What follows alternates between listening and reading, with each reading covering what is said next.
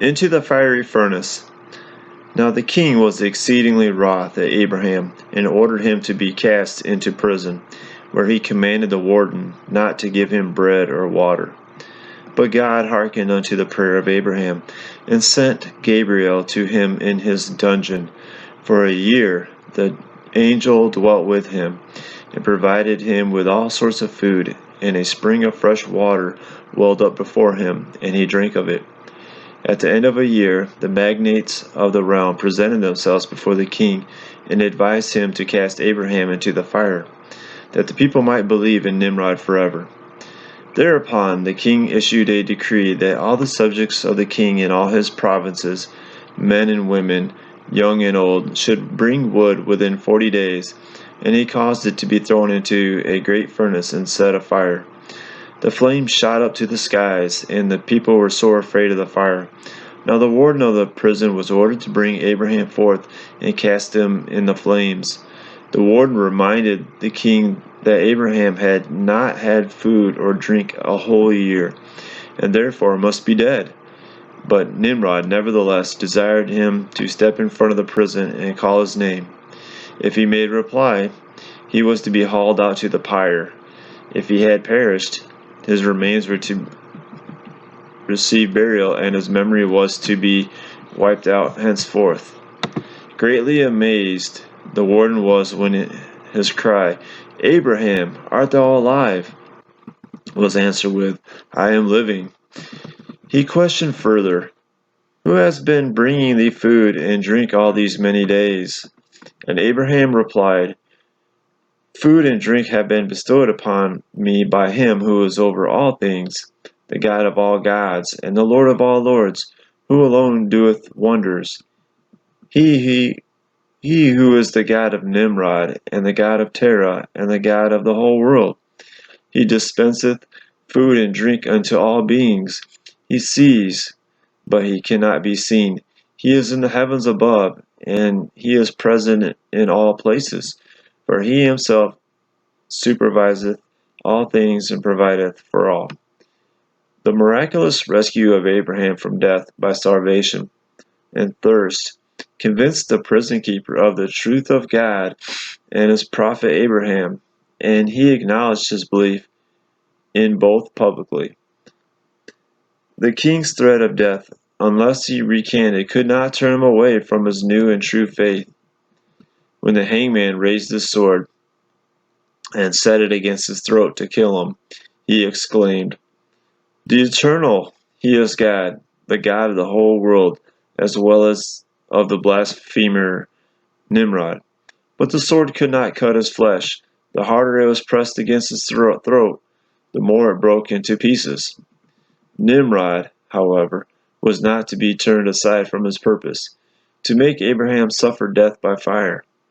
One of the princes was dispatched to fetch him forth, but scarcely did the messengers set about the task of throwing him into the fire, when the flame leapt forth from the furnace and consumed him. Many more attempts were made to cast Abraham into the furnace, but always with the same success. Whoever seized him to pitch him in was himself burnt, and a large number lost their lives. Satan appeared in human shape, and advised the king to place Abraham in a catapult and sling him into the fire. Thus no one would be required to come near the flame. Satan himself constructed the catapult, having proved it fit 3 times by means of stones put in the machine. They bound Abraham hand and foot, and were about to consign him to the flames. At that moment, Satan, still disguised in human shape, approached Abraham and said, "If thou desirest to deliver thyself from the fire of Nimrod, bow down before him and believe in him." But Abraham rejected the tempter with the words, "May the Eternal rebuke thee, thou vile, contemptible, accursed blasphemer."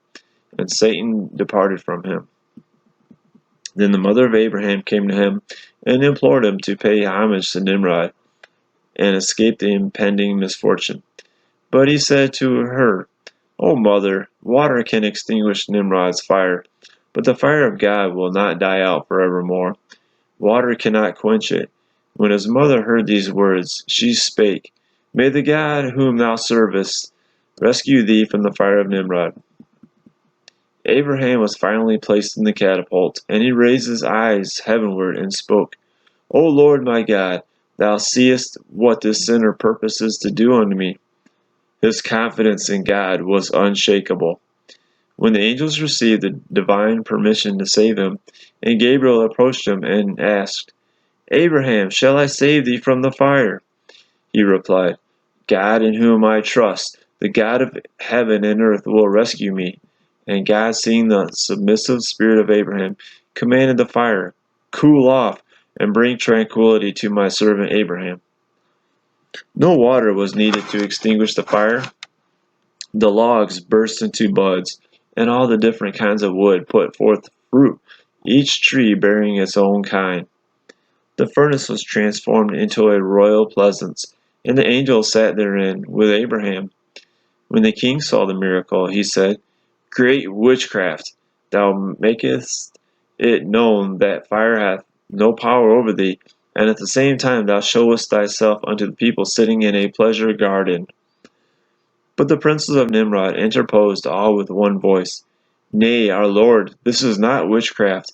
It is the power of the great God, the God of Abraham, beside whom there is no other God, and we acknowledge that he is God, and Abraham is his servant." All the princes and all the people believed in God at this hour, in the eternal, the God of Abraham, and they all cried out, "The Lord, he is God in heaven above, and upon the earth beneath there is none else." Abraham was superior, not only of the impious King Nimrod and his attendants, but also of the pious men of his time, Noah, Shem, Eber, and Ashur. Noah gave himself no concern whatsoever in the matter of spreading the pure faith in God. He took an interest in planting his vineyard, and was immersed in material pleasures. Shem and Eber kept in hiding, and as for Ashur, he said, "How can I live among such sinners?" and departed out of the land. The only one who remained unshaken was Abraham. "I will not forsake God," he said, and therefore God did not forsake him, who had hearkened neither unto his father nor unto his mother. The miraculous deliverance of Abraham from the fiery furnace, together with his later fortunes, was the fulfillment and explanation of what his father Terah had read in the stars. He had seen the star of Haran consumed by fire, and at the same time fill and rule the whole world. The meaning was plain now. Haran was irresolute in his faith. He could not decide whether to adhere to Abraham or the idolaters. When it befell that those who would not serve idols were cast into the fiery furnace, Haran reasoned in this manner: "Abraham, being my elder, will be called upon before me. If he comes forth out of the fiery trial triumphant, I will declare my allegiance to him. Otherwise I will take sides against him." After God himself had rescued Abraham from death, and Haran's turn came to make his confession of faith, he announced his adherence to Abraham. But scarcely had he come near the furnace when he was seized by the flames and consumed, because he was lacking in firm faith in God. Terah had read the stars well. It now appeared Haran was burnt, and his daughter Sarah became the wife of Abraham, whose descendants filled the earth. In another way, the death of Haran was noteworthy. It was the first instance since the creation of the world of a son's dying while his father was still alive. The king, the princes, and all the people who had been witnesses of the wonders done for Abraham came to him and prostrated themselves before him. But Abraham said, "Do not bow down before me, but before God, the master of the universe, who hath created you. Serve him and walk in his ways. For he it was who delivered me from the flames, and he it is who hath created the soul and the spirit of every human being, who formeth man in the womb of his mother, and bringeth him into the world. He saveth from all sickness those who put their trust in him." The king then dismissed Abraham, after loading him down with an abundance of precious gifts, Among them 2 slaves who had been raised in the royal palace. Og was the name of the one, Eliezer the name of the other. The princes followed the example of the king, and they gave him silver and gold and gems. But all these gifts did not rejoice the heart of Abraham so much as the 300 followers that joined him and became adherents of his religion.